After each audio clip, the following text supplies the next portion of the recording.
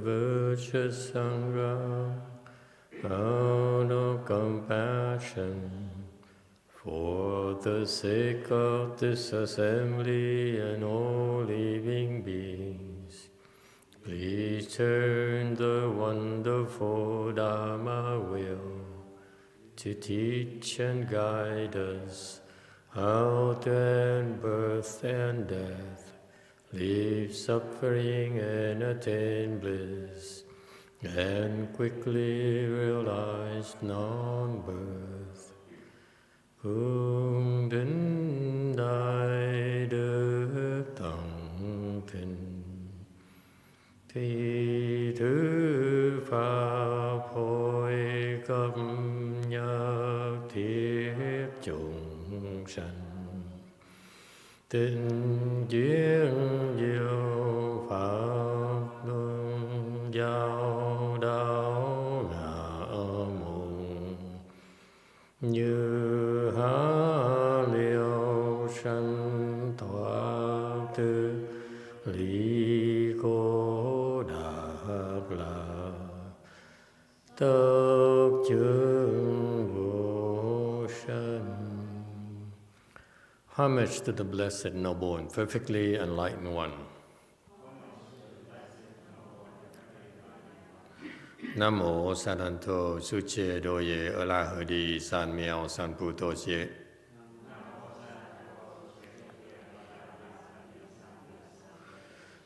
Nam mô Datta Doya Daya Alahadi Tamil Dambo Datoa.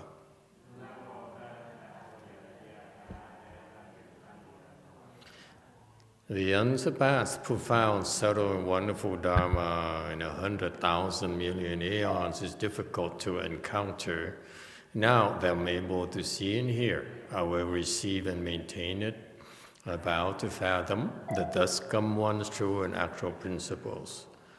Wu shang sheng sheng wei miao fa bai qian wan jian nan dao yu wo jin jie wen de shou qu yan jie如来真实义.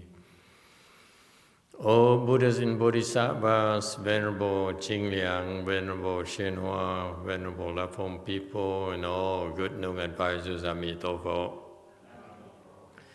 诸佛菩萨、清凉、大士、YongHua上人、各位出家人、各位善知识，阿弥陀佛。Chư Phật Bồ Tát, kính thưa Thanh Lương Quốc sư, kính thưa Hòa thượng Thiện Hoa, quý thầy cô và quý vị trí thức A Di Đà Phật. Okay, welcome everyone. Today is the 26th of December 2020. We are gathered to discuss the Avatamsaka Sutra. This is the Avatamsaka Sutra assembly. We are right now discussing the preface of the sutra. This is a preface that was written by the Venerable Jingliang. He's the Avatamsaka Bodhisattva. So he's the authority on this sutra. So this preface here is very difficult to understand, but it's very important. At first I thought I would skip it because the English text is not available. But I decided to discuss it because it is a beautiful praise of the Buddha and made by Master Jingliang. And then it contains the overview of the principles, the inconceivable principles contained in this sutra. So even though we don't understand the fact that we are together and listen to it is an inconceivable type of experience for all of us. It generates inconceivable blessings for those who listen to it, because It is the giving of one of the highest forms of Buddhism, wisdom. Wisdom that's available in Buddhism. Okay, so welcome everyone. We are on around slide 92. We're just discussing the door number 5. What are these things that the sutra, the Master Ching Liang classified the teachings in this huge sutra into 10 different doors. So different ways of entering the teachings of and entering the Tripitaka, the Mahayana teachings, if you will. And door number 5, it's called Roots and Branch Tips Inclusion. And the text is, although emptiness is emptied and the traces are cut off, still the sky of meanings, stars glitter and blaze. Although stillness is deepened so that the words are lost, yet the seas of teachings, waves, are oceanic in extent. Last time we discussed number 93, so I just want to remind myself and all of us as to what this is about, put everything in context. 93 commentary says, although emptiness is emptied and the traces are cut off, when in Buddhism, Buddhism is a school, is the philosophy or the religion of emptiness. So that's what we teach our people first, the concept of emptiness. For example, when you practice meditation, that you will, once you have samadhi, you will experience emptiness, okay?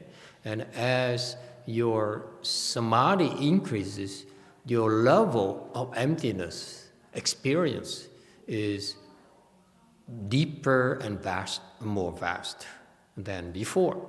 So that's why the more you progress, you will be able to understand emptiness. What does it mean to you in ordinary terms? What is emptiness to you? And this used to bother me so much when I heard the Mahayana teaching, the Buddhist teachings. I say, what does it mean to me? What's this emptiness thing here that the Chan teachers fail to explain in simple terms? Or even these lectures, they really don't tell us what it really means. And so it's fine for the Asians, especially the Chinese and the Indians, to do this. But for us in modern times, like, let's cut through the chase. What is this empty thing here? Why is it important to me? Yes? We all, it's in the Dharma ending age, we are very, very impatient. If it's not beneficial, then we'll not be wasting our time. Yes? For me to spend the time to look into this and for you to listen to it, it has to be beneficial to you. Yes? So we study emptiness, we practice emptiness. What does it mean to us? Anyone else? I bet you that the Chinese ever ask themselves like that because it's so sacrilegious. You don't ask things that the masters don't explain, don't talk about. Leave it at that. Emptiness. What is emptiness? Your first dhyana, you experience emptiness. Second dhyana, you experience more emptiness. Third dhyana, the emptiness becomes bigger. And so forth, and so forth, and so forth, increasingly. Yes. Blue, dark blue, like some people's German-made cars. Yes. Isn't that emptiness the absence of attachment, or like not being attached to anything? Very good. Are you sure you're Catholic? Come on. You sound more Buddhist to me than Catholic. Catholics always talk about, love and success and happiness. Never emptiness. Right? So you stole it from us. Excellent. Very good. Do not say anything more. Don't ruin it. Very good. Emptiness, it only means that you let go of a set of attachments. That's all. You let go as you first experience the first dhyana when you meditate. You ought to meditate. And when you meditate, by all means, if you don't experience first dhyana, then you've been wasting your time. Period. Okay? Meditations are meant for you to experience those states. That's minimum. Otherwise, your meditation time is basically wasted. To me, personally. Okay? So when people meditate, they go into something called the first dhyana, the first state of concentration. That's where your mind empties out. Okay? The mind becomes empty. What is the mind becomes empty? Meaning that your mind is no longer bothered, give rise to certain types of thoughts in there. And that, the mind, it's considered the mind as a space here, okay? This ball here. And in some corners, there are a certain set of thoughts that occupy these corners. The scientists, the neurologists, say that, it corresponds to certain regions of the brains and so forth. Be as it may, it doesn't matter. The point is that the thoughts occupy certain regions in your mind. So far, so good. And that's why they keep on arising. When you awake, they arise and arise. One thought is that, I don't know. I'm at a loss. What kind of thoughts would you have, normal people? Love. Huh? Love. Okay. Yes. Food. Teddy bear. I don't know. All these thoughts arise. And so when you enter samadhi, some of these thoughts will stop arising. That's all it means. And that's for that region of the brains right there. It, quotes, becomes empty. Nothing there. Okay? Those types of thoughts don't arise anymore. It's a fantastic state of mind that you don't normally experience.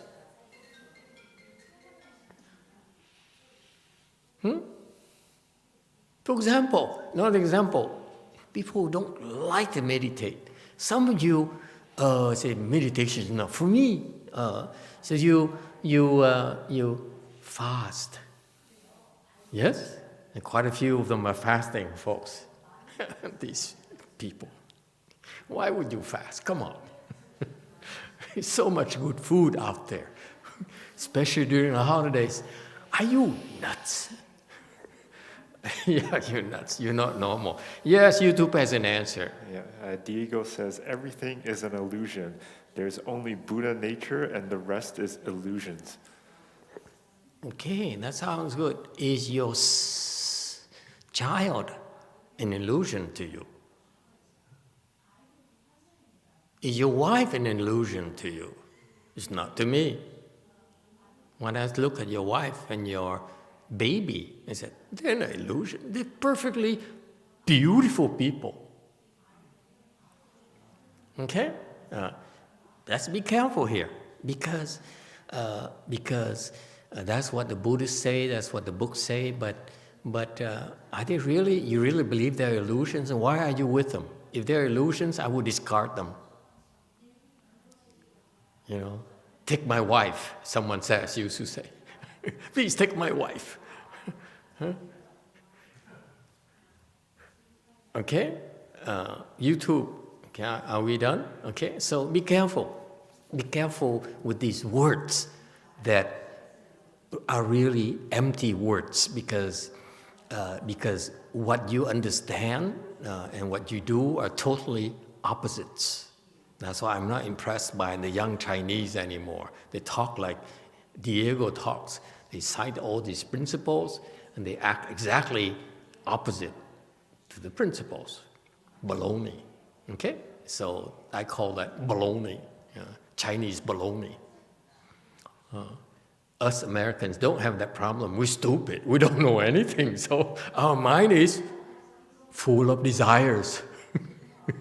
And that's perfectly okay with me. Okay? It's better to start with that and then you experience it yourself.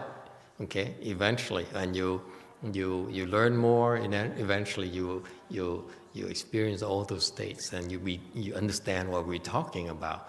Whereas the Asians, not just the Chinese, the Vietnamese, the Sri Lankans and the Thai people, they cite these things and to me, I look at them and say, you don't know what you're talking about. You can't fool me. You know, shut up. You know, let me share with you something that really I find interesting.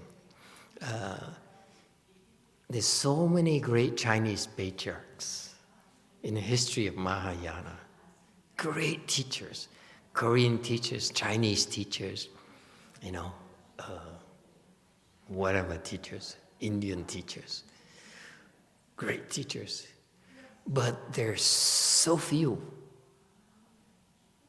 teachers who would dare explain the Avatamsaka Sutra. You know that? In the history of Buddhism, the patriarchs, even the great patriarchs, they don't explain the Avatamsaka Sutra. It's too complicated, too profound. So they're so honest themselves. They say, I'm going to sit here and talk to you about something I don't understand. You know? Unlike me, I'm doing it for commercial reasons. Okay? Desperation, if you will. Translation. Commercial means desperation. Especially COVID-19 era. Oh God, it's so bad. Anyway, so these people, you know, these great sages, they say, I'm not going to explain. I'm not going to touch it. We're 10 football.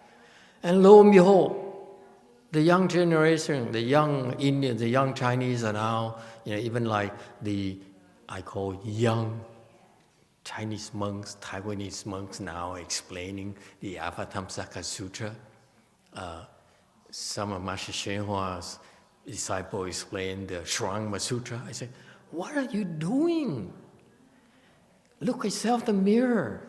Are you in a position to understand what they're talking about? Okay? It's better, children, not to try to explain, but it's better to play the tapes, to replay the videos of the people who explain it. It's much more beneficial for you and for the audience. Why would you want to listen to an idiot who is in no position, has no chance of penetrating the doctrines?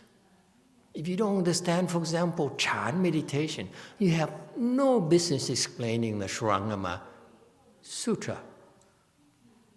Okay? As an example. So unlike us, these patriarchs in the past, the patriarchs, for God's sake. And they would not touch the Avatamsaka Sutra. Think about it. They say, I'm a Chan. I don't know about this. Let me tell you about Chan. Because I don't want to waste your time. And now there's so much commercial pressure since Master YongHua explained the Avatamsaka Sutra. Oh, the monks of his era had to explain the Avatamsaka Sutra. And none of them is in position to understand what it really means. So you should know your limitations. Stick to what you know, okay? And it's perfectly okay to replay the tapes. That's what Master Hsuan taught his disciples. It's okay. You don't need to overreach. Replay my tapes. It's much better use of your time and the audience's time. All right? You generate far greater blessings than trying to impress others. Be true to yourself, true to your own limitations. Okay? So going back to the concept of emptiness. So your mind becomes empty, and when you enter first dhyana, because then certain thoughts are no longer arise when you are in first dhyana. And then you improve to second dhyana, another set of types of thoughts will not arise anymore. So your mind empties out, okay? It blanks out. Maybe that's why the Buddhists call it emptiness, okay? The Buddhas and Bodhisattvas call it emptiness. With that experience, it means that if those thoughts don't arise, meaning that you don't have such attachments when you're in that state. So far, so good. Okay? That's what emptiness really means. Okay? As you progress more, you're less attached to, money. It takes a long time before you become not attached to money. And so forth and so forth. Okay? Might be maybe forever for you Americanos. Because we are a country of money. We set the standards for worshiping money, let's face it. Now the whole world is copying us, the American way. Money, money, money. Okay, so that's emptiness. So you see, you realize, so that's why as you make progress, your mind is become less and less attached, and say, no, I'm not attached to cars anymore. Okay? No, I'm not attached to food anymore. Okay? And so forth. Okay? And so eventually you have, your mind becomes blank. Yeah, it really, hardly anything arises. That's why I said that eventually when you reach like certain level of wisdom, true wisdom to us, then you know that you're there because you experience the state called emptiness that you didn't experience before. Okay? You know. And then it is consistent with the Buddhist teachings, the teachings from the sutras, teachings from the shastras. Okay? All right. So you realize you're not attached to anything in the world. Not much. Okay? Maybe except your parents, maybe except your wife, and so forth. Okay? Which is a good thing to have attachments to. Okay? All right. But when you enter samadhi, you have this expanse emptiness in your mind. Okay? That you can feel. Okay? That's why Buddhism is the religion. And it has a set of doctrines, has a set of techniques that allow you to experience that. That's why Buddhism can be truly claimed to be the religion of emptiness. So far, so good. That's only for beginning stages, right? So you experience it yourself as you progress more and more and more until you say, wow, this is so fantastic. No more afflictions. Everything is so light, so cool, so bright. Okay? And everything is empty. I'm not attached to anything anymore. Okay? It's a state that you will experience yourself. Okay? Hopefully sooner than later. So far, so good. We're here to help you experience that. So when you get to that state, all you experience is emptiness, right? In your mind, you're still aware this emptiness. The mind is blank, okay?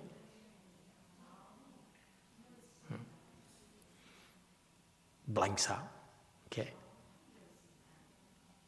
However, you still have this awareness of nothing, right? There's nothing there. Your awareness still, this is awareness of nothing, awareness of emptiness. That awareness, that concept of emptiness in your mind, in your awareness, also has to be emptied. Is that clear? So this is what this line is referring to. Although emptiness is emptied, okay? And the traces are cut off. What does it mean? The traces are cut off. It says here in my commentary, vestiges or traces disappear, no more traces, like a knife going through water. Huh? Like the Chinese like to say, take a knife, you cut through water. And no wound. Unlike when we shave, we cut ourselves like crazy. Okay? Yeah. So the traces are cut off. Or the Chinese also have a saying, when the birds fly through the sky, what traces are there? Huh? Well, actually, Master Hua says not true because you guys are idiots. I can see, he says, I can see that there's still waves. You can't see it, but I can see it. It takes a while for these disturbances in the air disappear. 12 hours, 24 hours, okay? So it's kind of cool, that state of these sages. Anyway, so the traces are cut off. What is the traces are cut off? What does it mean? No past. Traces the past. No past. Traces cut off. The past doesn't matter anymore. Okay? So that the Buddha can look at you. You just killed his disciple, Angulimala, by stoning him to death. You heard that story, right? Anyone heard that story? One of his dear, big disciples is Angulimala, who killed a lot of people, 999 people, as instructed by his externalist teacher. See, Angulimala, it comes from a Brahmin family in India. And at the times, he very bright young man, and the Brahmins are the priest section of the society, so they're the highest hierarchy to be revered and worshipped. And so by tradition, as per tradition of that Brahmin tradition, Brahmin families, he was sent to the best teacher possible because his father is also renowned Brahmin, court official, or maybe. And then so he went as a great teacher, and he's stood out. He's just an outstanding, handsome, and probably 10 foot tall, okay, young man, and so bright, so intelligent, so sincere. He really stands out, head and shoulders above all the other students. And one day, his teacher's wife called him in and said, "I am madly in love with you." So he rejected her. He ran away. So the rejected woman got very upset, so she told some fib to the husband. And so he, the teacher, is a very vicious man. He's not gonna endanger his renown and oppose the family. Okay, so he concocted this theory. He says, Angulimala, I taught you everything there is for you to know. So what's next is you need to go and implement this teaching here. You need to kill 1,000 people, okay, as your last act before you can reach enlightenment. Okay, so Angulimala, true to his nature, very totally devoted and blindly faithful to his teacher. He went out and killed people. He killed people, and then he killed, any people he meets, and then he cuts off their, is it index finger or thumb? Cuts a finger, and then to make sure, the teacher says, just to make sure, when you kill someone, cut a finger and keep it so that I have a record. This teacher is vicious, real vicious. So Angulimala would kill someone and cut a finger and wrap it, and make a necklace that he wears everywhere he went. And pretty soon he killed people in the forest. He ran out of hunters. He ran out of homeless people. So he went to the cities and started killing people. So the point where he saw people recognize him by sight. So it gets harder and harder for him to find people to kill. But he managed to kill 999 people, and then he couldn't find anyone else, because as far as people could spot him like 10 miles away, they would run away. So he couldn't get close to anyone to kill anyone. So he decided, well, in that case, I will call my mom. Mommy, dearest, come and see me so I can kill her. And Shakyamuni Buddha was there, so he knew that. So he knew that of Angulimala's intentions. Think about it. This is the worst killer there is. Yes? Okay? Has no shame, no guilty conscience. He kills people without any hesitation. With an empty mind, if you will. Okay?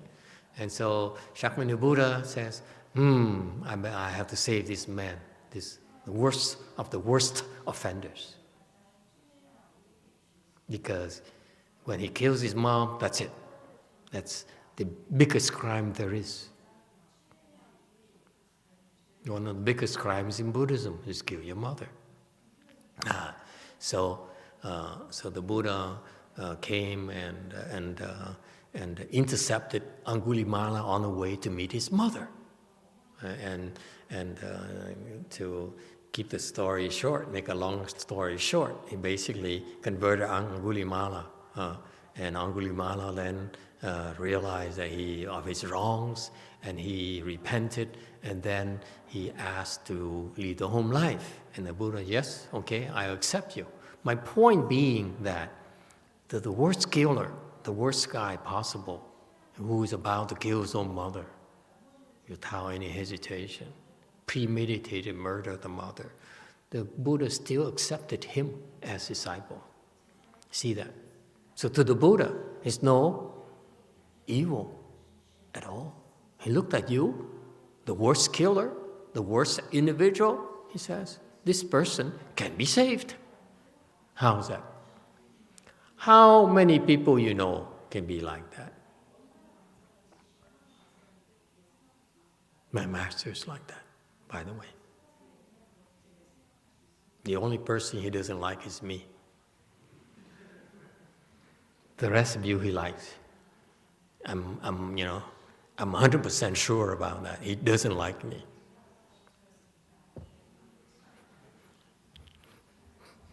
Payback time. for all these years of suffering? If I survive, you hear about it.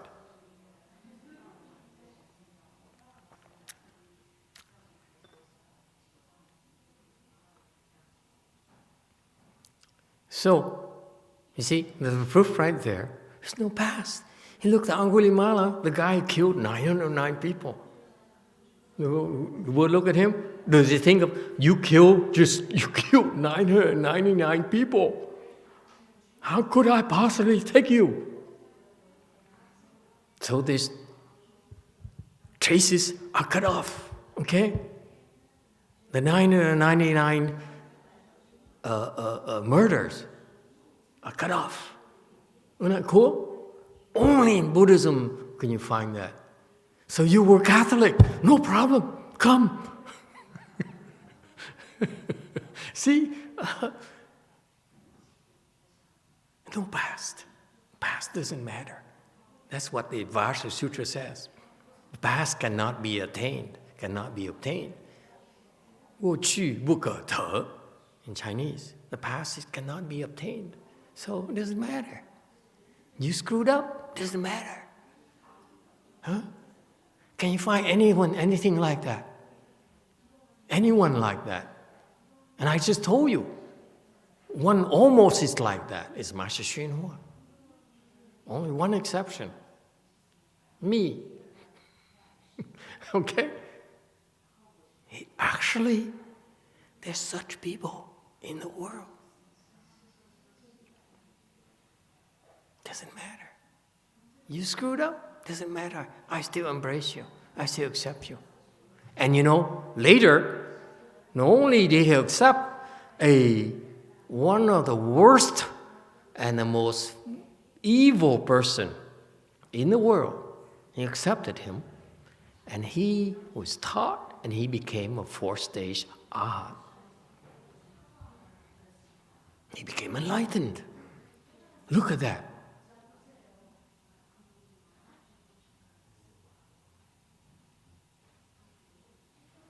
Only in Buddhism. Okay? Next. 94. Still, the sky of meaning, stars, glitter, and blaze.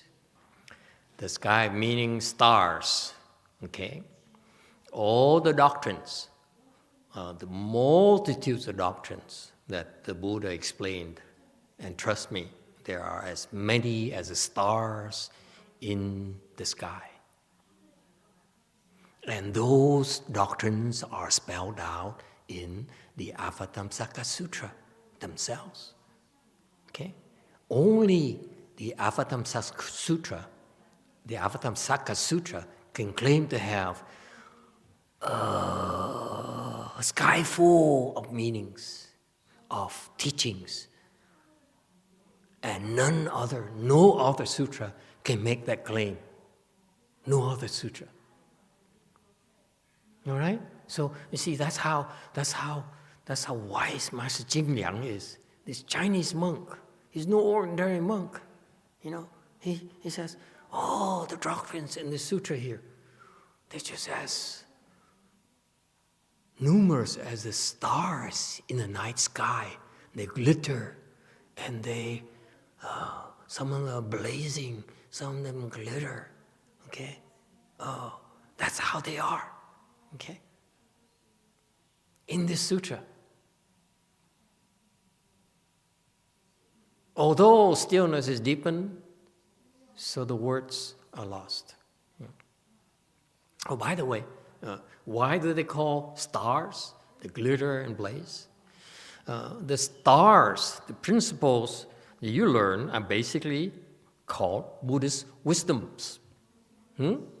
Such wisdom is, I say, cause and effect. That's the Buddhist wisdom. These are the principles that will help you explain things that you see in your daily life. Problems you can't see, problems you can't solve, actually there's some principles behind it. And all those principles, when you have wisdoms, those are comparable to, analogous to stars in the sky, because those principles illuminate. They shine light, they shed lights on the darkness, on the dark corners of our mind. When you listen to these principles, you're asking for something concrete, you won't be able to see it. Like the star shining light on you. Okay? It's just light shining on you so that you can see clearer. You don't bump yourself in the head when you walk around. You don't slip and fall. And you ask for more than that? So these teachings, these beautiful teachings are like stars that will illuminate the sky, illuminate your way, illuminate the dark corners of your mind.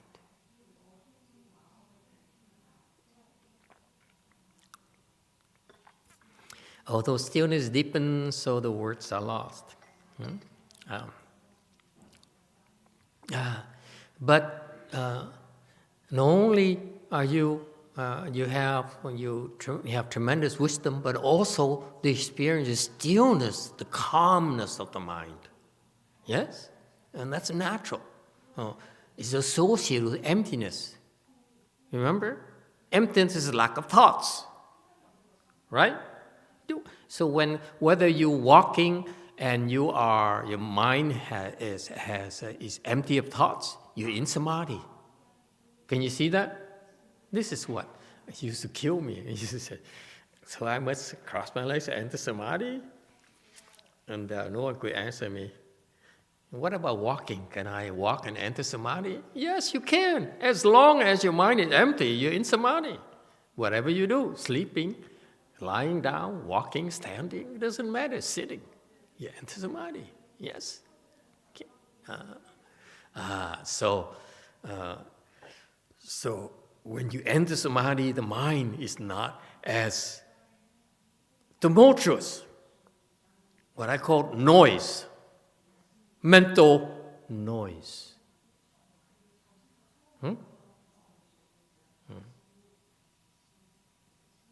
And that is called stillness.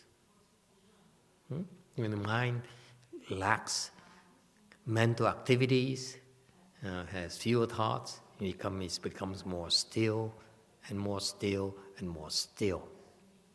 All right? And that's what gets deeper and deeper as you make progress, and as it's deeper and deeper, it's also then it's a state that words cannot be described, cannot describe it. That's why at that point in time, the state of mind there, okay, the state of mind where you're so still, you're so happy, there is no words in the world that can describe that state of bliss, of happiness you experience. All right? And not only is about the fact that your state of mind right then is so still, it's so free, if you will, of encumbrances, of anger, of hatred, of greed, of stupidity, okay? That when they ask you, what's it like? You can't describe it yourself. And this is the problem we have, we Buddhists have. You come here to the temple and you meditate and you feel so good, and you go home and your husband asks you, what did you do? So I went to the temple, meditate. What for? Oh, I experienced this stillness.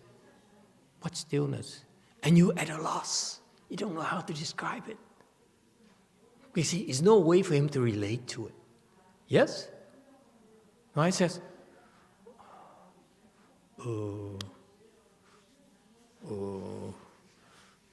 well, I'll make you a deal. You go to the temple, I go out and drink with my friends. I think I'm better off than you.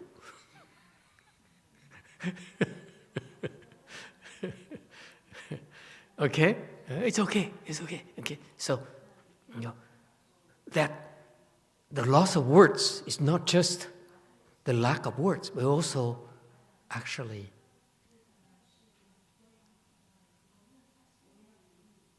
you also don't feel the need to express it anymore. That's true stillness. You don't need to impress people anymore. You know what I mean? Huh? It's, I don't know, it's nothing. That's what you end up saying. It's okay, it's no big deal. Because there's no way for you to, for others who don't do, to relate to it.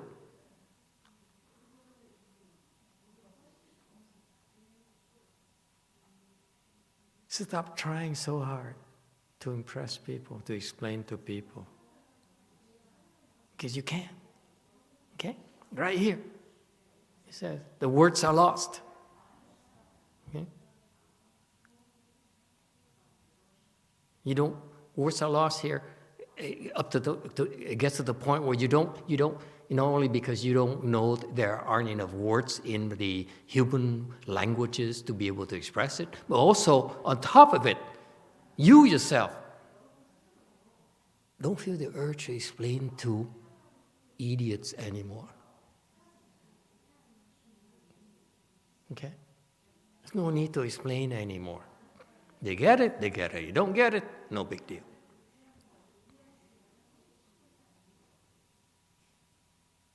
Questions, comments? 95. Yet the sea of teachings waves are oceanic in extent. Okay? The sea of teachings waves. The teachings are like, it's so vast, like the sea, like the ocean. This is not, we're not talking about the Atlantic Ocean or the Mediterranean Sea. The sea here refers to something so vast we can't see ourselves. See that? The sea here is an analogy, and not the kind of seas that we know of. Okay, it's a sea here. It's a you don't know the bounds. It's the boundless. Okay, you cannot see, you cannot conceive of it. You can only imagine it. Okay? And the teachings are as vast, as humongous as a sea. And a teaching is like a wave. Okay? It comes and comes and comes and comes relentlessly. Okay? Throughout the universe, it keeps on coming and coming and coming to the Buddhists, coming to the Catholics, coming to the Mormons, coming to the, and so forth. And that's why Master Hsien says what? He says, I'm just a ignorant monk, an evil monk, I might add. And then, I know I came here to this country, I realized people don't have the advantage we Chinese have. Okay, so one of my goals is to translate our heritage, our inheritance to English, to Western languages. That's my contribution to the world. Okay, and by the way, they did very well. They did a tremendous job. He and his disciples, tremendous job, while he's still alive. Now I don't know what they're doing anymore. Okay, but what they did is incredible. I'm grateful for that. With how that head start, it's no way for us to learn Mahayana. No way for us to know for sure these are the source of proper Mahayana teachings, not distorted, not incomplete. Okay, all right. So their contribution is really invaluable. It's just immeasurable, and we should all be grateful for that. Having said that, it's also very important to point out that they are not doing enough after Master Hsien died of that translation, which is very unfortunate, because that's their forte, is translation. They have the language skills, they have the educational skills, they have the credentials, PhDs, from all kinds of disciplines, Sanskrit, Chinese, you name it, English, philosophy, Some of them are even professors and so forth. And sometimes you have to be cognizant of what you can bring to the table. What is your contribution? To me, the biggest contribution they have that none of us has is the literary translation. Someone has to do that. It's too bad not enough emphasis is put on. Okay? It's a shame. The last 25 years, it's not enough that I know of. Okay? The other two things, education and training, to me, it's a C minus, but translations is A. So stick to A's. Forget the C's, you're no good. Anyway, so the teachings, they're relentless. They come in waves and waves and waves. So translate them, make them available. They're the way thread all over, and let people pick and choose. Make them available. Okay? Then with the waves, what do? We do kayaking, we do windsurfing, we do, water skiing. Okay? Let people take advantage of it. Don't worry about it. Just make the waves. Make it available. That's it. Okay? Oceanic in extent. Humongous. Okay?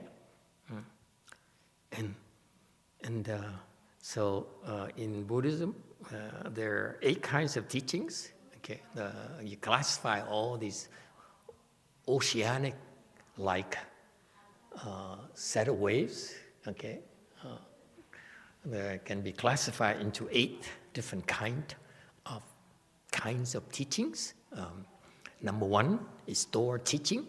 Okay, the first and foremost in Buddhism, Buddhist teaching is store teaching. Okay, that's the agama, the first teaching at all that the Buddha gave to the humans. Okay, basically the Hinayana teaching, if you will. All right? So it's a store. It's called store teaching. That helped form the Hinayana school and create arts and practice of Buddhas. Okay? YouTube comment. Brady says, translations are great, but without a good knowing advisor to explain them, we are lost. Yeah, it's 2 different things, absolutely. But you still need the translation first. Okay? And then if you have even more blessings, then you'll find someone who can explain those teachings to you.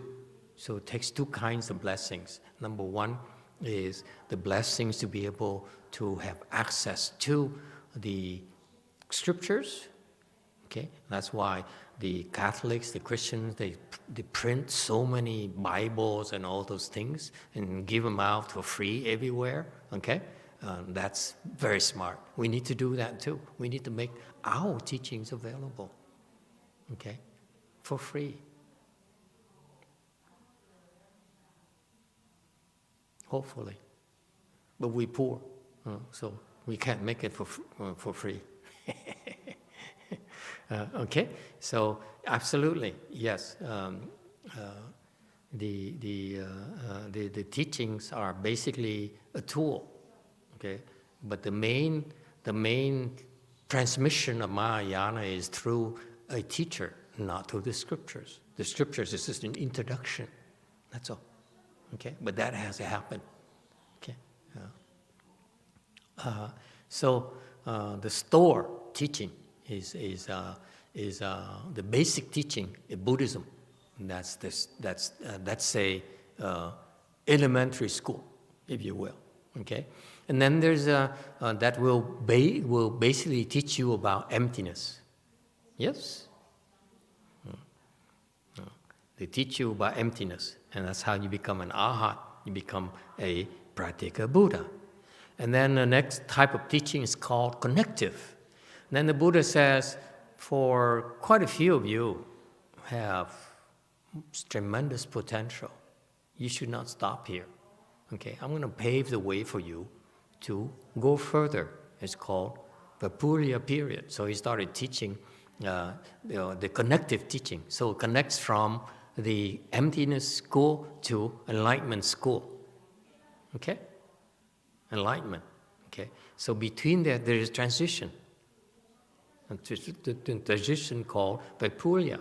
Okay? And that's called connective teaching. So for this, it's sort of, if you will, a appetizer to warm you up for the big meal, the big turkey.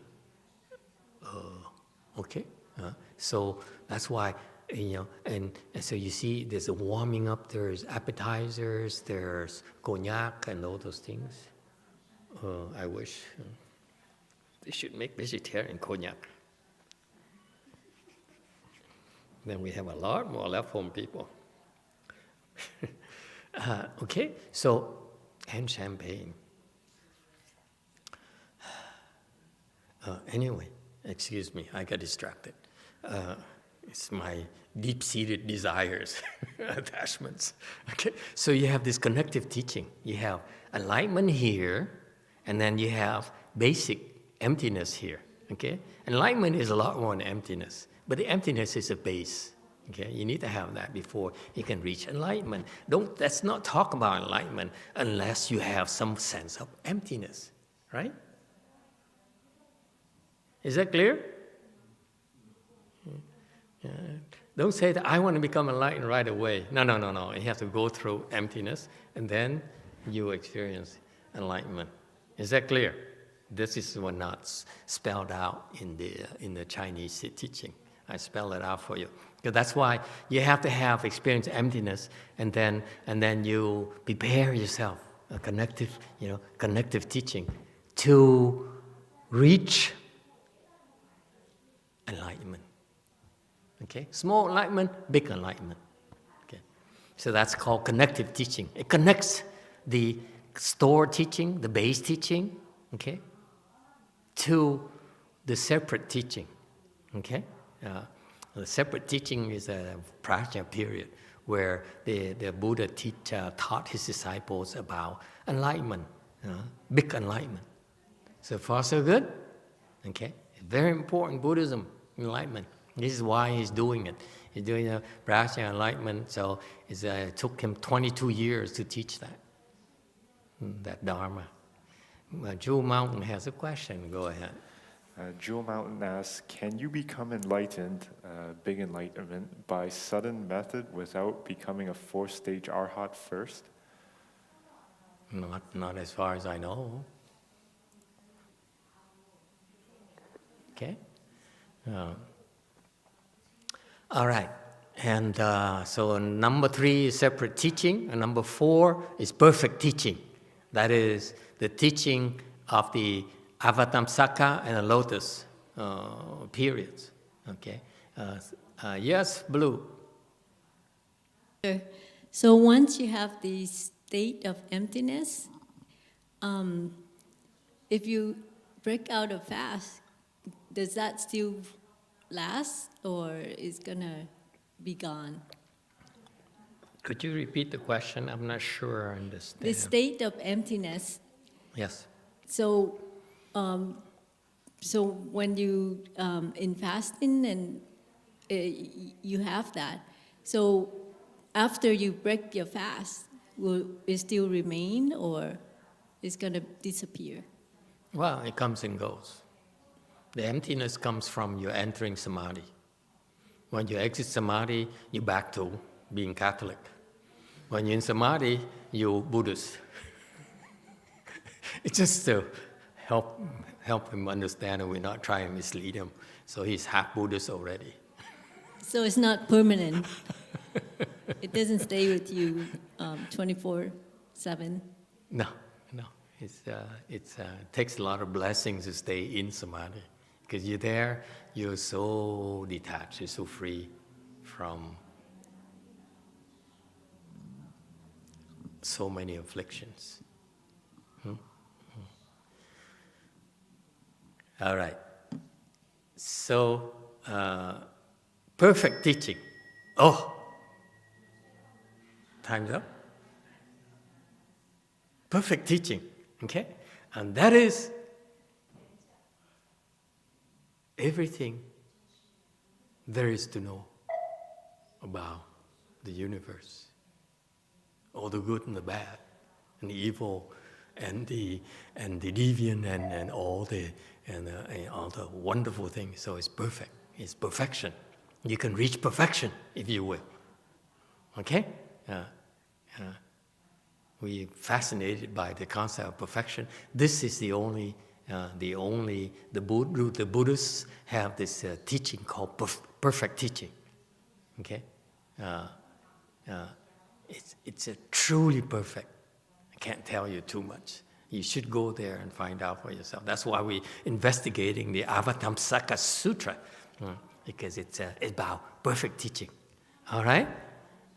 Those are the four teachings that the Buddha taught. And also on slide 96, the Buddha's the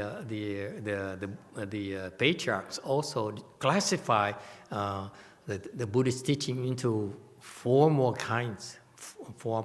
different aspects of teachings called certain teaching. Okay, certain teaching is what the Chan school is known for. If you teach Chan, you're a Chan master, a Chan patriarch, you should know about certain teaching.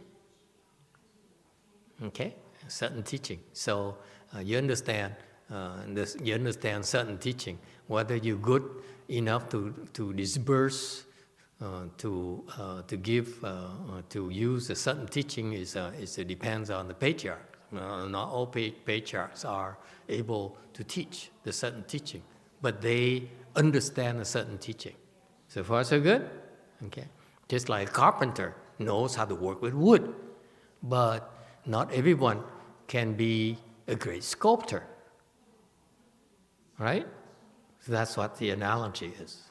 Okay? The great patriarchs like Master YongHua definitely deploy certain teachings. This level very high. All right? And then there's gradual teaching. Gradual teaching is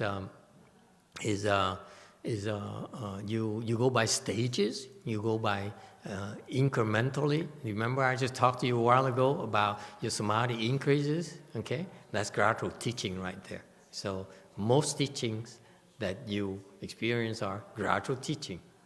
Okay, which then paves the way for certain teaching. Okay. All right. And then number 7, secret teaching. It's from a secret school. That is the teaching that is can be bestowed upon one person, but the other person have no clues what it is. Okay, so it's secretive. You only have 2 people that are aware of that transmission of the teaching, if you will. Okay, Jewel Mountain question. This question's from Jay Sanim in Korea. Master says Arhat is below first ground Bodhisattva. Shastras of consciousness or Tiantai school, they see Arhat and 8th ground Bodhisattvas are basically the same level, and they see first stage Arhat and first ground Bodhisattva are equal level. Why is Master seeing Arhat as below first ground Bodhisattva? Because I don't know as much as Tiantai school people. How's that? Okay, but they can say that this is why I know a lot of monks, a lot of scholars who would bring this up. Okay, they say, fourth stage Arhat is but the same as 8th ground Bodhisattva. Are you kidding me? It's just like saying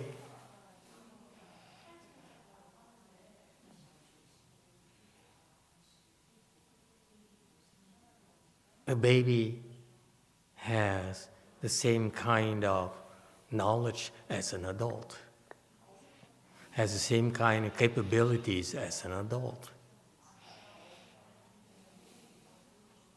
Yes, they're both humans, but they call baby for a reason, and they call adult for a reason. You cannot say they're the same. Yes, they're same from a human perspective, yes. There's certain attributes that are human, like they have legs, they have eyes, they have ears. Okay? They like to eat. But that's where the analogy stops. For you, elementary people, elementary school people say, yeah, we're the same as an adult. Hey, buddy, let's be friends. Right? I don't look at babies as my equal. I say, you a baby, shut up. Eat your broccolis.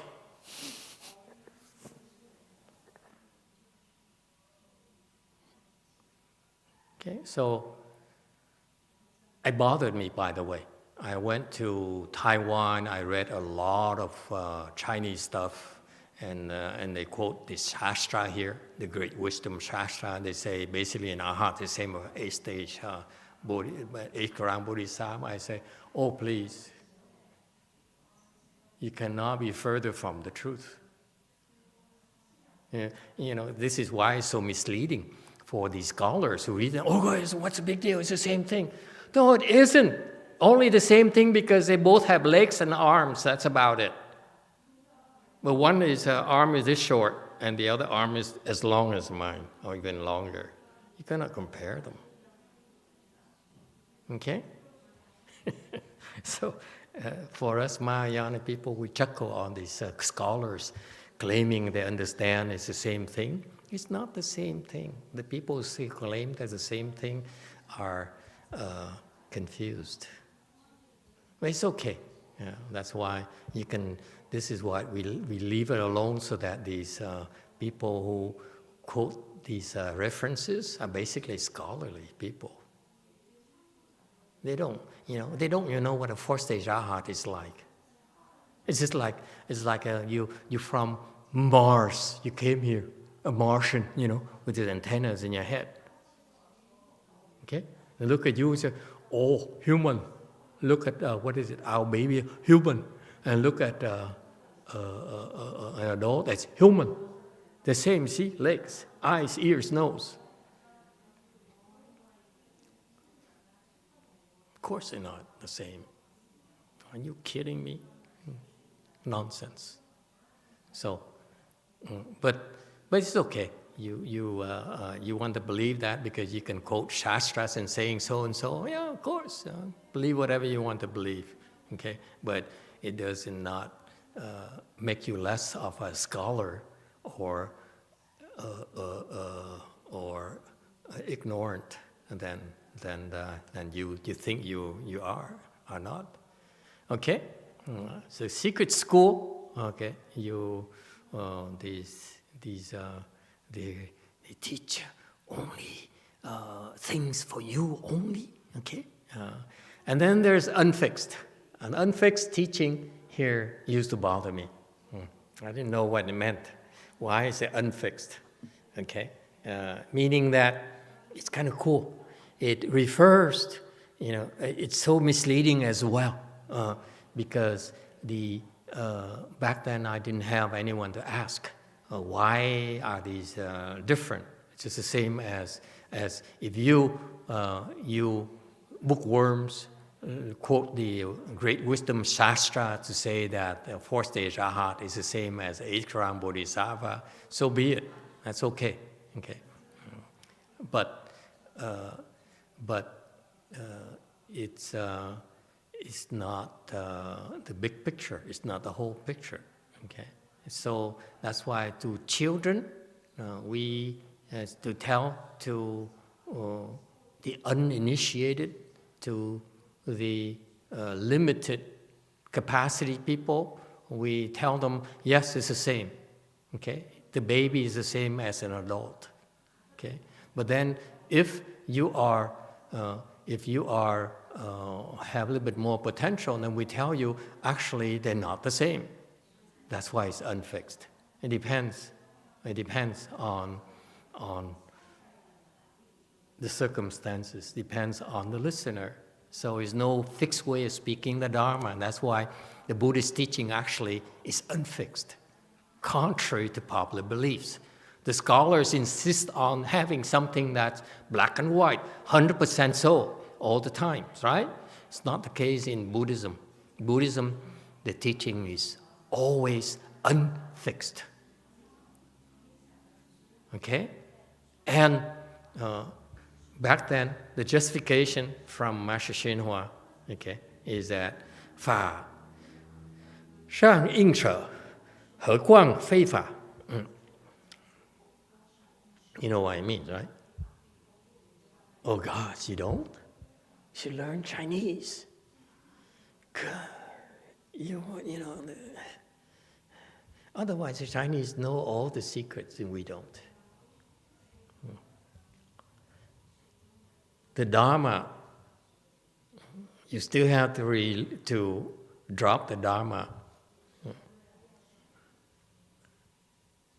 何況非法. 何況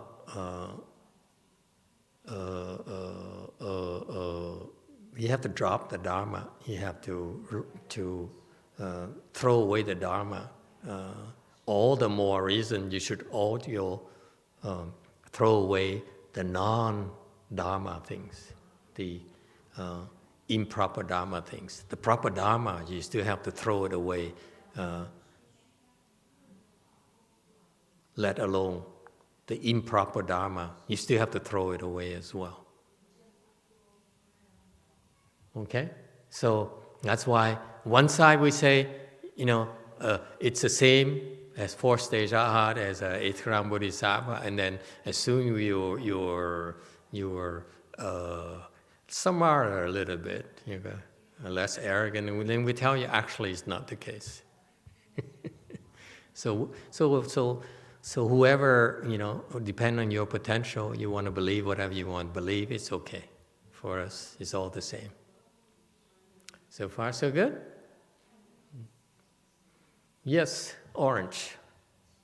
Master, I was wondering if the Shurangama Sutra came out of the third teaching period, the separate prajna period?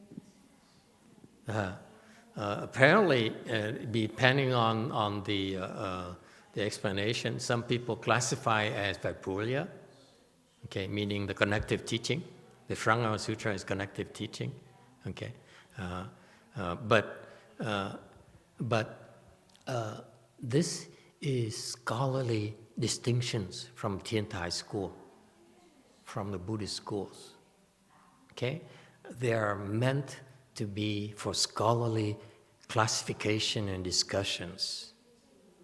But in Buddhism, we can take the store teaching, the Agama teaching, and turn it into perfect teaching, depending on the teacher, depending on the student. So, because it's unfixed. Isn't that cool? Before, I didn't understand this until today. It used to bother me. Unfixed. I mean, I got everything else. Why do I need to unfix? I got everything. I can't think anything else I need to know. And then it says, the way you explain everything you know could change. Today is good. Tomorrow, very evil. Okay? Yeah. So that's why it's unfixed. The Buddhist instructions are always unfixed. If a teacher tells you, you remember what I told you 25 years ago? It's still the same, because you're still as stupid as 25 years ago. But now you graduated, okay? It's not true anymore. All right? You have to drop everything. All right? It's so cool. That's so Buddhist. That's why And one day I can say, Master Hsien is my idol. The next day I can say, oh, he's so evil. It depends on how I feel about it that day. Yes. White. So I'm trying to understand. So basically saying that the teaching in Buddhism is always changing, or like is, for example, one day could be one thing, another day could be another, or I'm misinterpreting it? Well, it has to do with whether you eat Chinese or non-Chinese. If you eat Chinese food, everything is very nice. And then when you change chefs, tamales, then you say, oh, I don't know, too Chinese. The point being that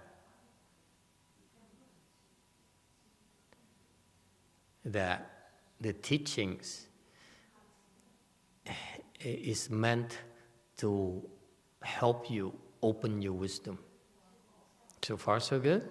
So with a baby, then we tell them, be respectful. Don't cheat, don't lie. So far, so good. So because that's what the baby needs to do to grow up to be a decent and proper person. But when the baby reaches is of age, then you say, you know, it turns out that now you have to learn the truth about life. At times you have to learn to lie. Otherwise you have no girlfriends. Right? But don't abuse it.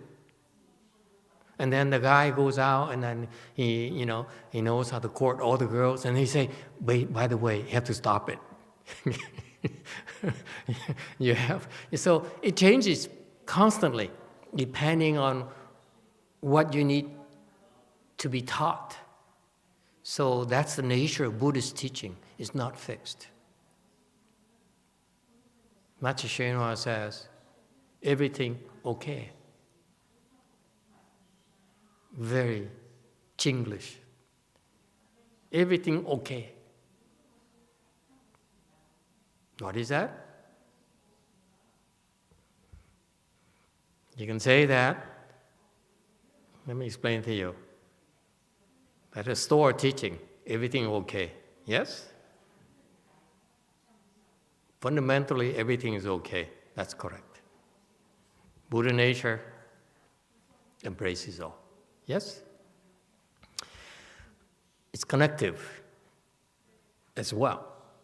Okay? In that includes the preparation. Number 3 is separate teaching as well, because it is. If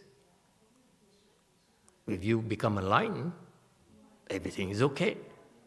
You don't no longer say, I'm Hinayana, you are Mahayana. Okay? You are evil because you're not Hinayana. Okay? Everything is not okay for them. Mahayana, we basically say everything okay. So that's enlightenment right there. And then it's perfect teaching. Perfect teaching is evil is extreme evil is the same as extreme good. How's that? Everything okay?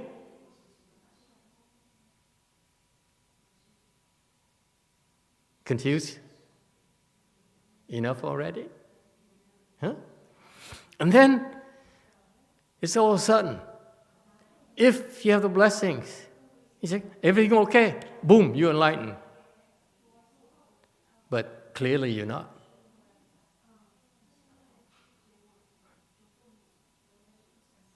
When I said that, did anything like ding goes up in your head? Sir? You say like ding, or a light bulb goes, shines in your head, boom. If that happens, that's certain teaching right there. Everything okay? No? Okay. So this is not the case, then we have to continue. Gradual teaching, okay. I know that everything is okay, doesn't work for you, I have to prepare you. Okay, everything okay, and then by the way, it's not the way you think. Idiot. Number 7, and since everything okay, so that means that sometimes you listen to the master giving special instructions for another person. It's okay. Your time will come. Don't be envious. Don't be jealous. Don't say why him and not me. Okay, and finally unfixed, because sometimes everything's okay. Sometimes everything is not okay.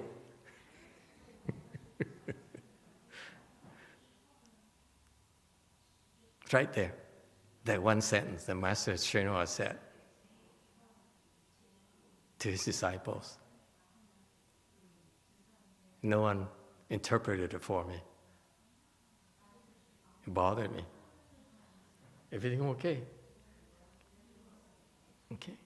So anyway, so the unfixed here is so cool because you're not bound by the rules anymore. And actually, sometimes you have to say yes, sometimes you have to say no, okay? A part of the big picture. Buddhism is about true emptiness, nothing there, and wonderful existence, everything is there. So that's why you always have this balance. Nothing and yet everything, everything and yet nothing. See that? So with that, if you understand that, then it's called unfixed teachings. Questions, comments? Yes, Orange.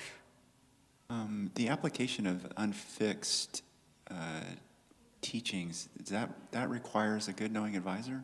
Absolutely. That's what differentiates the good knowing advisors from the great knowing advisors. Master YongHua is the only one alive I met who's able to do that. In contrast, for example, this is why I'm totally unimpressed. His disciples are not like that. His disciples stuck on everything okay. Things must be certain ways. If not, it's not okay. Okay? And that's not unfixed. It's not unfixed teaching at all. Yes, Orange. Yes, is there a corollary that says that you can't, by sutras alone, become enlightened? Well, that's one way, is to you do sutra alone, become enlightened. It's possible. Yes, possible, absolutely. Okay, but once you become enlightened, then it has many levels of enlightenment. Eventually, the higher level of enlightenment, that's when you understand the unfixed Dharma. Below, everything is so rigid because I can see so much right now. Yes, I have the big picture, but actually so far I'm part of the big picture. But so far I can see this much, and it's so exciting that I say, oh no, I don't know. Beyond this, beyond this is not possible. That's the limitations. That's why fixed Dharma, fixed thinking. But as they understand, say, oh, wow, actually, it's not as narrow as my mind was. This enlightenment thing here is not as limited as I thought it was. Okay? And now becomes more and more unfixed.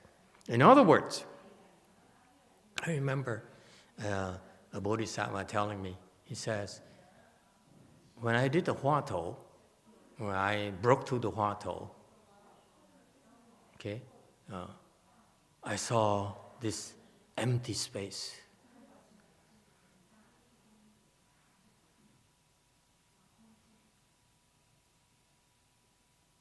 It's emptiness.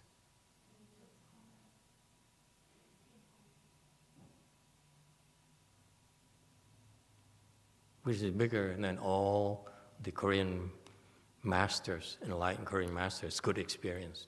This Bodhisattva described to me this thing. Okay, And I say, wow, that's cool. Okay, and it's correct.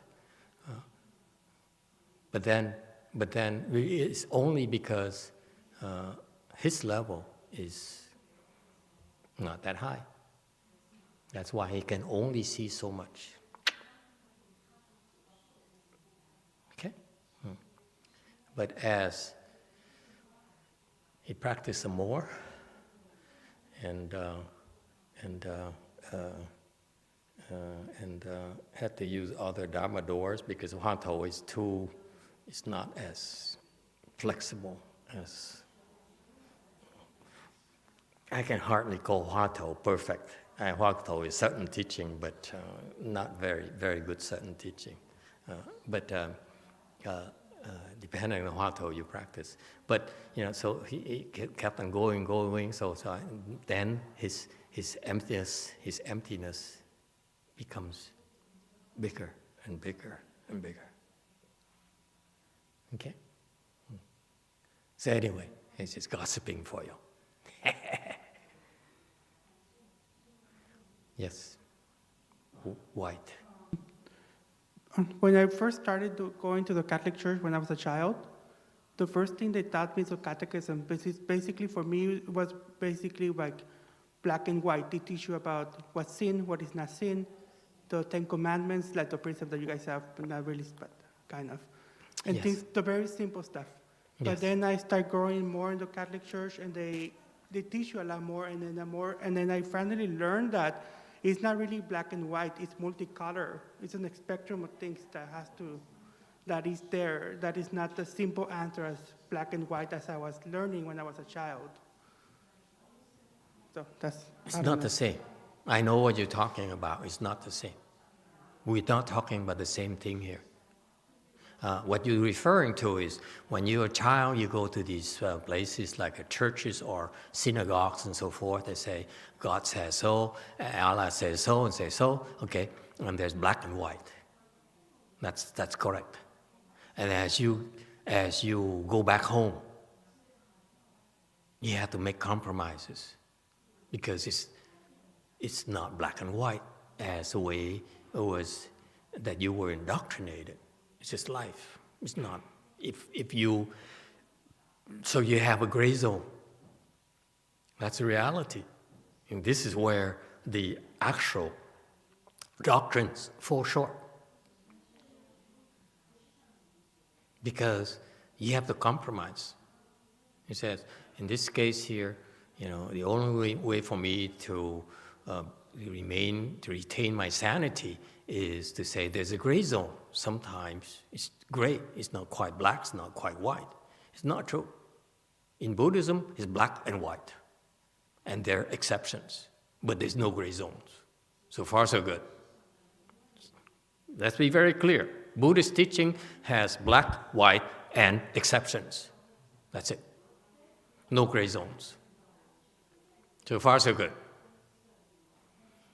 The other religions, they have gray zones because they cannot reconcile whatever it is in between. Actually, there's no such a thing as in between. It has black or white, or exceptions to black and white, no grays. So far, so good. So and then when you become, when you have wisdom, the first sign of wisdom is no longer attached to black and white.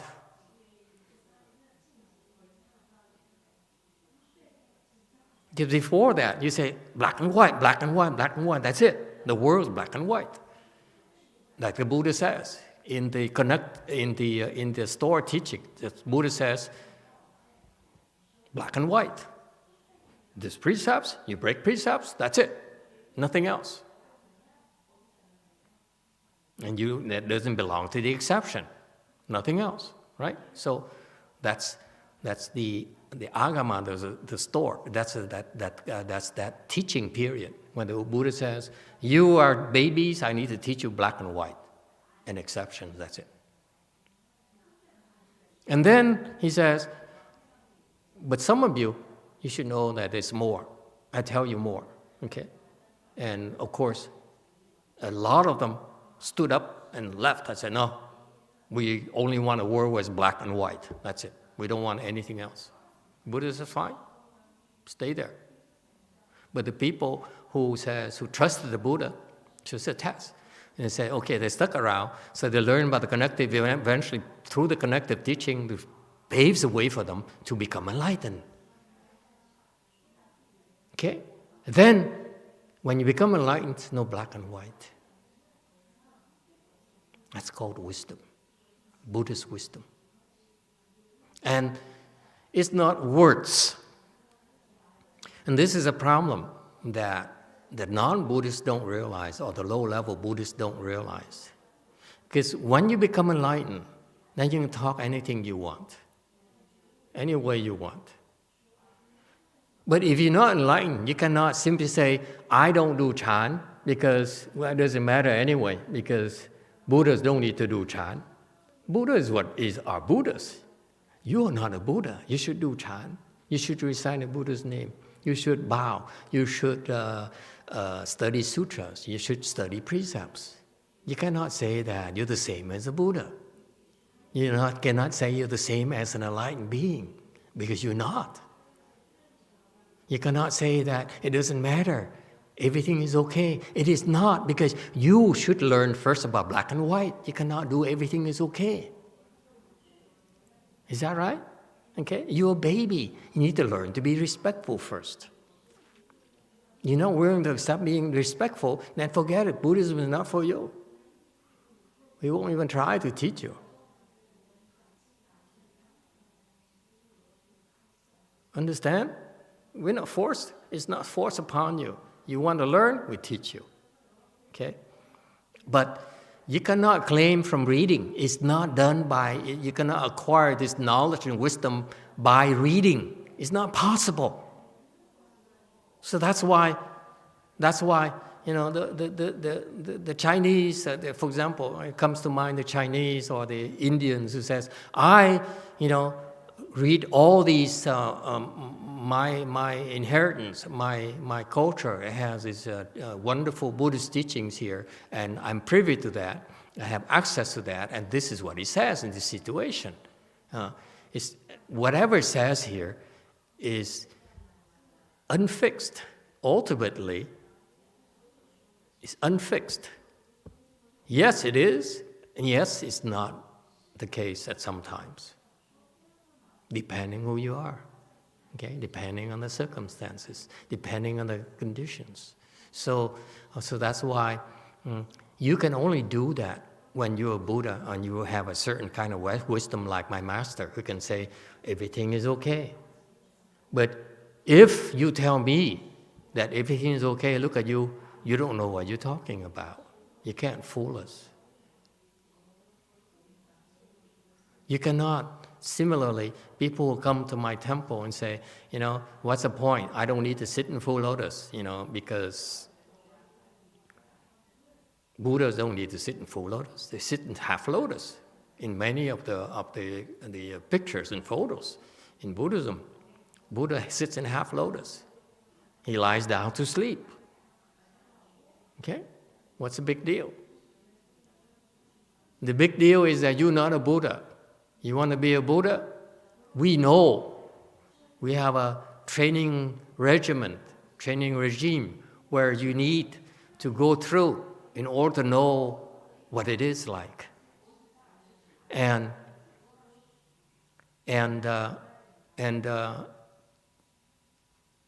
unless you really understand, you're quoting the scriptures, only show how stupid you are to the informed. Okay? Yeah, that's why in Buddhism we have reference people. Like if Master YongHua says so, absolutely, you can believe it. Okay? So, I'll give you an example. Master YongHua says, consistent with the Buddha, he says, you should not reveal yourself. The externalists reveal themselves by spiritual penetration. They fly They do flying meditation training, okay? Because they know you confuse people or attached to extraordinary sensational things. That's why they do those things, to impress you, to get you to become the followers, okay? But for us, Buddhists is never the goal, is to try to impress you. If you have in the back of your mind, your actions are motivated by trying to impress people, then you're doing a disservice to our Dharma. We don't try to impress people. We don't try to have spiritual things to impress you, to show off and that we're better, we know certain skills that you don't, so we're better, therefore you should believe us. Never try to impress people. Okay? That's the pure Buddhist. Okay. So that's why he says, don't reveal yourself. Like Buddha says, don't show off spiritual penetrations, right? That's what he taught us. And then he turns around and shows his spiritual penetration left and right after he died, or when he was alive. After he died, his disciples kept on seeing him everywhere, okay, and so forth, okay. You see, he talks from both sides of the mouth at the same time. So that's unfixed Dharma right there, okay. To stupids, idiots, he said, there's black and white. Because you're so stupid, you cannot handle it. That's why I have to teach you about black and white. Stick to that for now. But once you have wisdom, there's a lot more than black and white. Not always black, not always white. That's the truth of the universe.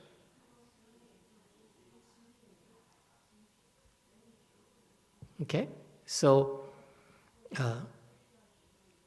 it's not an intellectual discrimination where you say there's black, there's white, then there is a gray zone. That's intellectual discrimination. You rationalize it. What we talk about in Buddhism, black and white, okay, eventually evolves into no black, no white. It has nothing to do with your discrimination. There's no black, there's no white, nothing to talk about at all. And that's why it kills me to see all these Chinese masters who become enlightened and say, oh, how wonderful. The universe is so empty. Okay. Or that nun that scares the heck out of me. That nun disciple of his, Hua Tou, she frightens me. Still today, I have these nightmares when I think of her name. She scared me when I was a novice. It never went away. I love her, tremendous respect for her. I'm still terrified of her for some reason. Okay.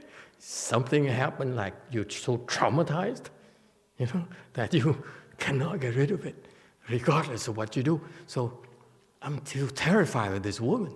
And she keeps on talking. The last anniversary, she started talking about, the cosmos, the universe. I say, what are you talking about? Your level, you cannot possibly see what you're talking about. Shut up. Oh.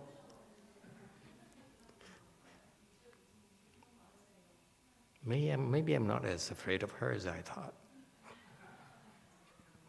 See what I mean? There's fear, and then there's no fear. See, that's unfixed. Does it help?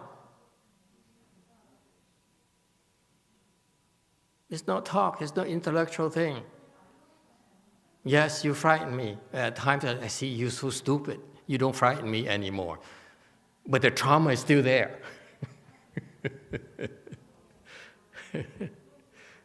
Okay? Stop traumatizing people, huh? Jesus. Be nice, compassionate.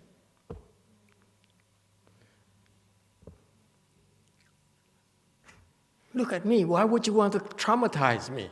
I can't think of anyone who wants to traumatize me. I'm so nice and sweet and gentle and reasonable and respectful.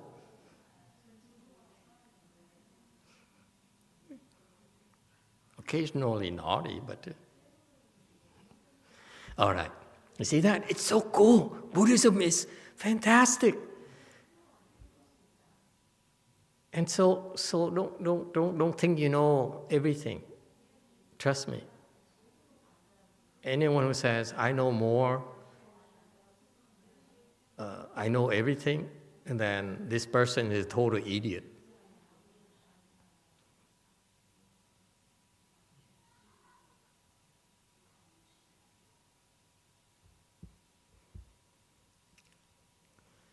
No questions? Oh, well. Shall we continue or shall we stop here today? It's the day after Christmas, so why are we working so hard? What's the matter with you? Shall we do number 5? You want to? Door number 5. Okay, continue. Text. As for the 1,000 doors which in secret flow of multitudes of texts, it forms a copious source. The 10,000 virtues go mingle and return, while companies of sutras comprise its retinue. 98. Commentary. The 1,000 doors in which its secret flow, 1,000 here, okay, is countless. Okay, tens upon tens upon tens upon thousands upon thousands upon tens upon thousands upon thousands of thousands of thousands, infinitely. That's what it's referring to. Thousands here is a simplification of thousand upon thousand upon thousand upon thousand upon thousand upon thousand upon thousands. Even the computers don't have enough space for the exponential. How's that? No computer in the world can count the 1,000 or 1,000 or 1,000 or the degrees of whatever. No computer. Of doors, of Dharma doors. It's not 84,000 Dharma doors we have in Buddhism. We have 1,000 upon 1,000 upon 1,000 upon 1,000 upon 1,000 Dharma doors.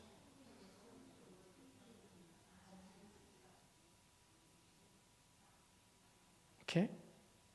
That's Buddhism. It's as vast, beyond your wildest imaginations. Okay? In which in secret flow, they are, these doors, they are being taught. Okay? In secret. We don't brag about it. We don't say, don't boast and say, I know 1,000 Dharma doors. Oh, okay? No. There are thousands upon thousands that are being secretly, okay, secretively being taught all over the universe.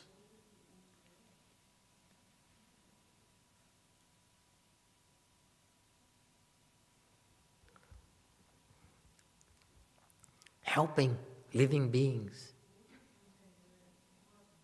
endlessly, everywhere. Okay? So that's why these doors here, there's one for each particular type of living being. Not just one for 10,000 living beings. You could have one for each particular living being even. Look at that. There are limitless 1,000 Dharma doors. That's the wisdom of the Buddha, of the Bodhisattvas. And I don't know why some schools of Chan meditation says, I must practice Hua Tou, I must practice Kong, I must practice Zen. I must practice breathing meditation. No. Even in Chan school, there are thousands upon thousands upon thousands of Dharma doors.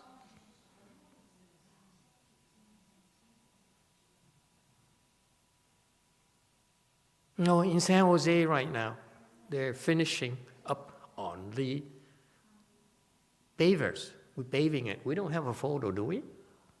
My lectures are totally unprepared, so there's no way to give you all the props that pops in my mind at the last second.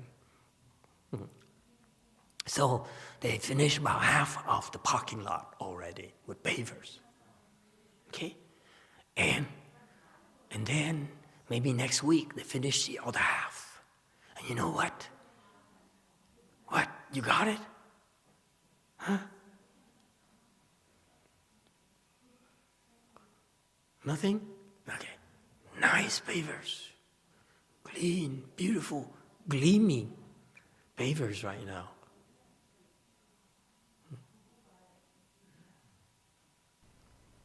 Because when I looked at the photo, I say, oh wow, that's it. That's it. In the future, my master, he taught his disciples to go bowing, unbowing pilgrimages. Remember those? Huh? The two big ones they have? One to what is it, up north? And one going down, one to, Oregon something? The first two? They didn't count because they didn't become enlightened. But the second one, people did become enlightened. So the second one became more famous. But so these Buddhists draw so much attention on, blow it up on the photo, on the screen. Look at that, huh? You know how much hard work this is? This is hard work, a lot of hard work. These things are so heavy. Okay, heavy pavers, they're very thick. Now you can drive on it and it will not even move. Okay, thick and very heavy. And they, with all these people, like 5 or 6 of them, probably lost a few fingernails. Okay, they finish this much. That's impressive, very impressive. I'm so happy. He saved me a few $1,000s in labors. Okay, it helps. But I look at that paper and say, wow, that's it.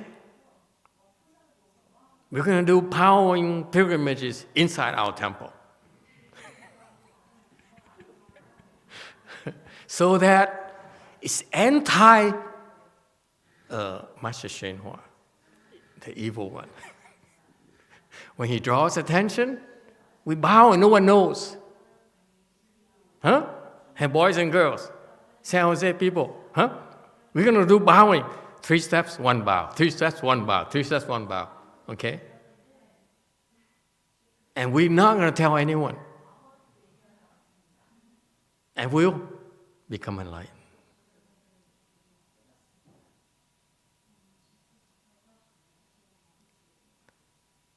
And personally, I have a problem with these people, say, I'm going to bow in pilgrimages, and they write about it, and they tell the newspaper, and tell people about it. It bothers me. It really has always bothered me. So now, we have the anti-YongHua bowing pilgrimage where no one knows.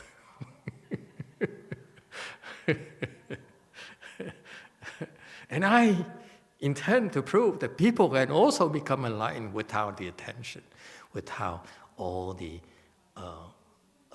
publicity.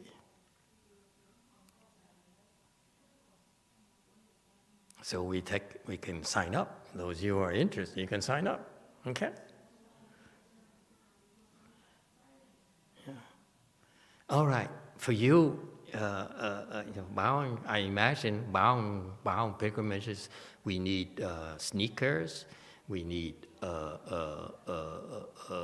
hockey knees protectors, helmets.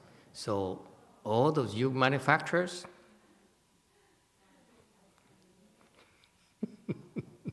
that's what matters. Who cares if people know? It's checks. Okay? Thousands upon thousands of Dharma doors you can teach people. Bowing with publicity, bowing, more publicity. And see who becomes enlightened quicker. Next, 99.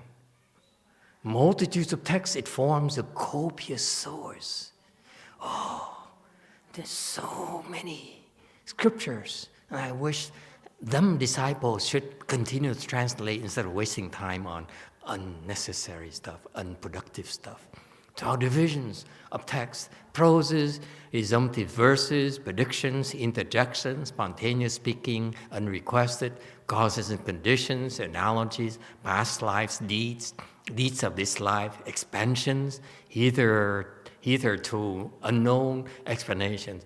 All those things, the 12 divisions of Buddhist teaching can be classified into 12 different kinds of teachings. Okay?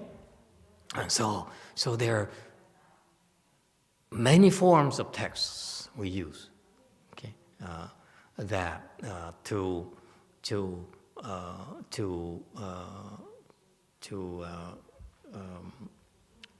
to record the Buddhist teachings, okay, and that's only a section, a minute part of the original Buddhist teaching. Just like the Avatamsaka Sutra that we're exploring, we're researching, we're studying, is only a tiny section of that, albeit representative of the teaching, but it's only actually a tiny teaching, tiny part of it. So far, so good. The copious source. The source is voluminous. It's so much that we can spend our lifetime trying to pursue it, try to investigate it, and we won't be able to finish it. 100. Commentary.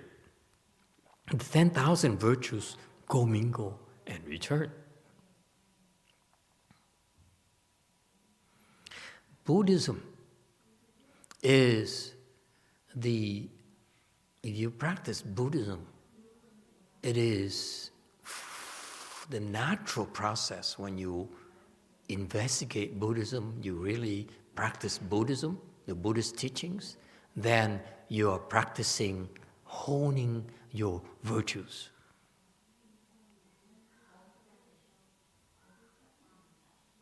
Okay?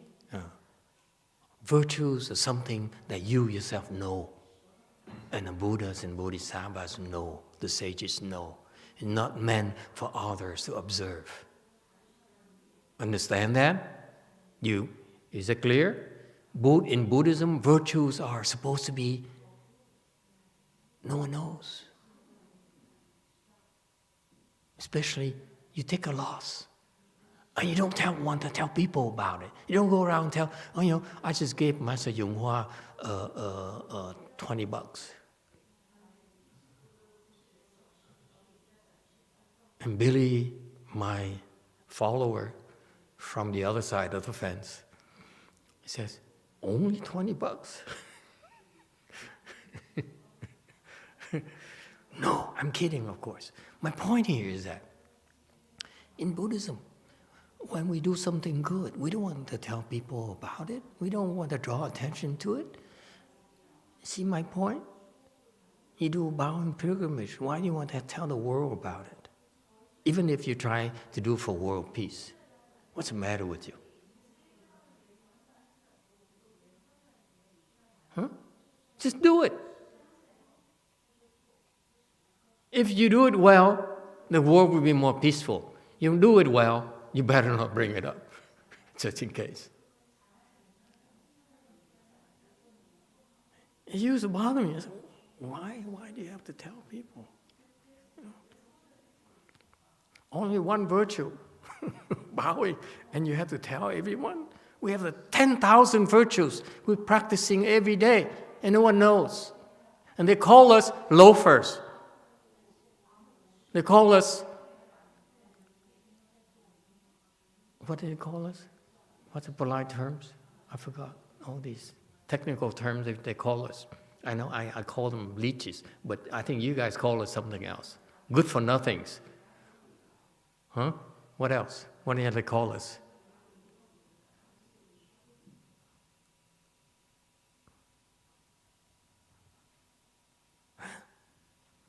Yes, we're the same as the other good for nothings. That's true. We look the same.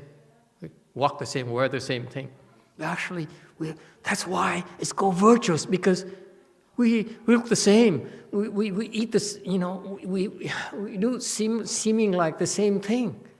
But we're doing the difference, we're doing the virtuous thing that no one knows about. That's what Mahayana is about.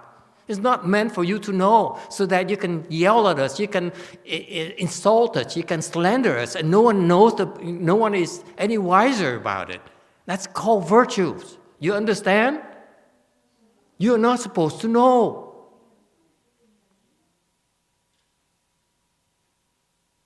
So I don't want you to complain that why, Master, now that you ask me to teach, people start attacking me, slandering me, and criticizing me, because they don't know. It's a good thing. It's a virtuous thing that they don't know, because you don't promote yourself. It's a virtuous thing. And you continue to do because you take a loss. You keep doing, they keep on harassing you, attacking you, and all those things. And you still choose to do it. You're taking a loss. That's called virtues.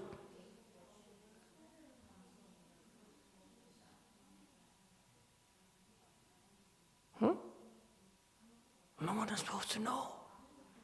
That's why it's called virtues. Actually, the real virtuous people, I think they're deviant. I think they're evil. Like Master Shenhua.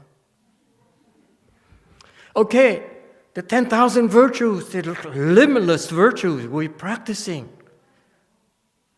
Okay, they commingle and return. The commingle is that what? They don't differentiate. They don't say that I am a Pure Land. I am Hinayana, am Mahayana, I am Chan, I am Tibetan, and so forth. You're not the same. We're all the same. I'm Buddhist, you are, whatever. If you come from a synagogue, and you follow your teachings, and you do something that's virtuous. Let's keep it simple. Virtuous is taking a loss. Okay? Can we agree on that? One virtuous thing that we can all agree on is taking a loss. On purpose. We take a loss. That's a virtuous thing. You deliberately take a loss to benefit others. Can we agree on that? Doesn't matter who you are, Buddhist, non-Buddhist, Korean, Vietnamese, I don't care. White, black, yellow, doesn't matter. Okay? You do a virtuous thing. Okay? It doesn't matter who you are. Whether you call yourself Buddhist, you call yourself Catholic, you call yourself Christian, you call yourself Mormon, okay? It's all the same thing. It's all goodness that will commingle. We don't differentiate. We don't say, I only do the Buddhist good things and you should stay in your side and do your Mormon good things. No, we eat the same thing. It's a good thing to have Christmas. Okay? It's a great thing to have Christmas, a great tradition. It's celebration of virtues. You know? That's... Embrace it. Commingle. Embrace it.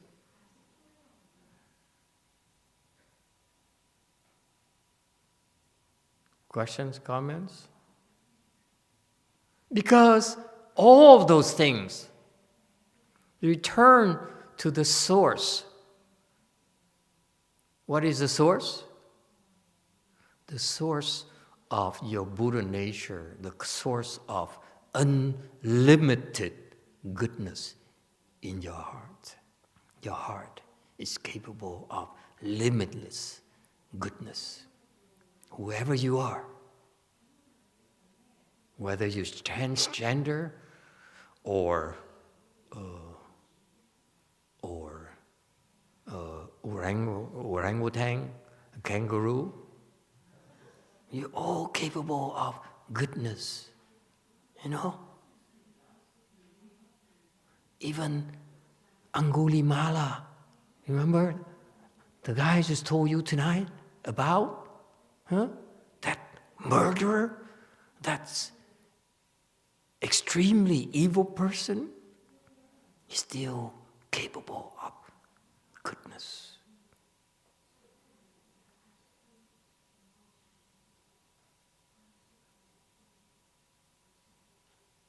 We're all capable of goodness. So that's why I ask of you, before I close tonight, is there more? And let me finish. Oh, one more, and I finish. Okay? I ask of you, okay? If you follow our training, our teachings, the one thing that I ask of you is that when I train you, I teach you all these skills, okay? Is contingent upon your understanding that you will not use your knowledge, your understanding to harm others. If you do, you're done. We are done. Take a loss instead. If you, okay? Don't harm others. Don't harm the demons. Don't kill them. Don't hurt them. Even if they're the most evil person, like Angulimala, the Buddha says, come here, son. I will protect you. I will take care of you. I will teach you.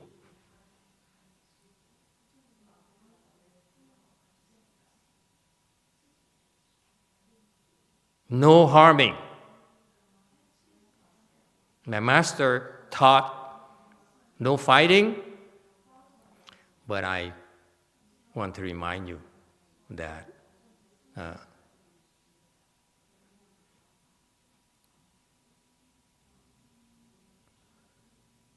I respected my master. He's my idol, so that's why I kept his no fighting, but I meant no harming. Do not harm others.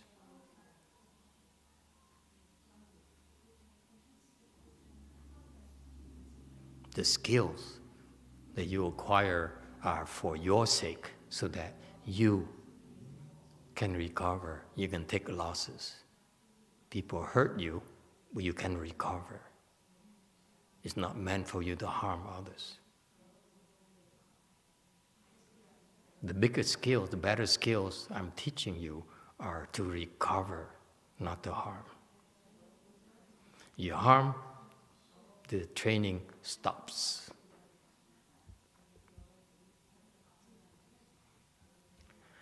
(101), last slide for the evening. While companies of sutras comprise its retinues, this Avatamsaka Sutra is the mother of all the sutras. Okay?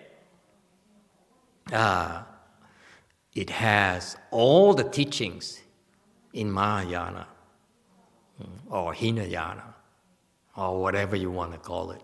Okay? And all the other sutras are basically its dependents. It are designed to be part of the retinue of the Avatamsaka Sutra. So Master Hsien-Hua did something fantastic.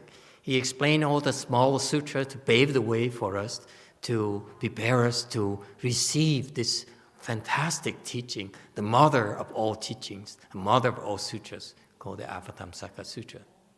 And of course, it will contain a lot of teachings that the other sutras don't contain, don't have, and we will, because by investigating this, we will add more to the teachings that Master Hsien-Hua certainly knew, but didn't have time or felt were appropriate for his disciples. I intend to transmit those teachings to you, so that the comprehension of this Avatamsaka Sutra Dharma door, okay, will be further enhanced. Not just the same bounds as Master Hsien-Hua brought for his generation. My generation, we're supposed to add a little bit more, okay? And I hope that we can continue to do this together, because as long as people are coming, I will continue to explain it. When people stop coming, that's when I switch sutras and go something easier, like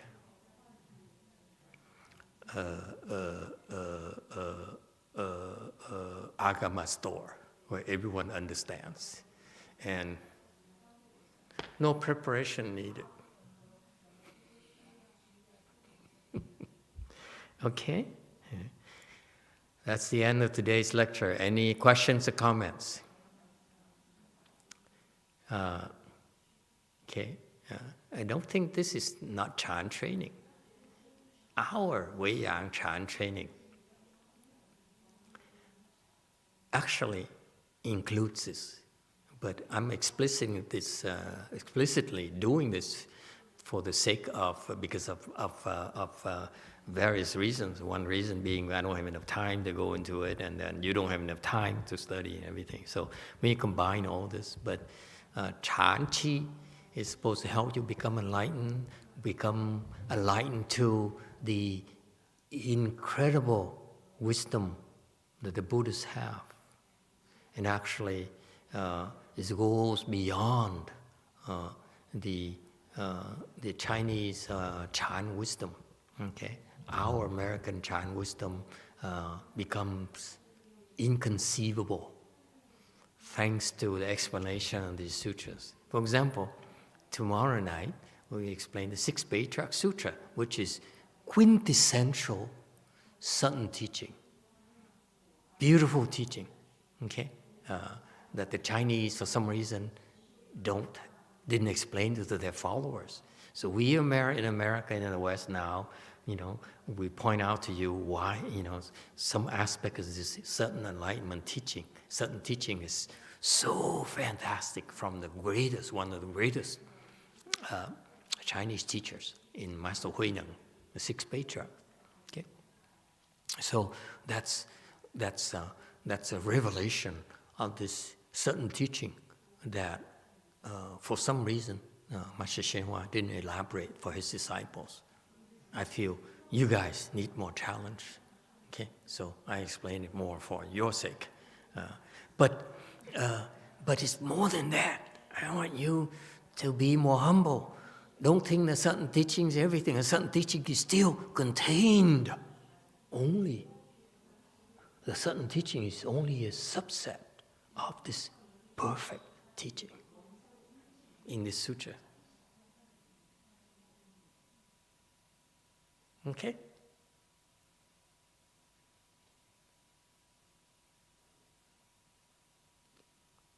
Thank you. We stop here tonight.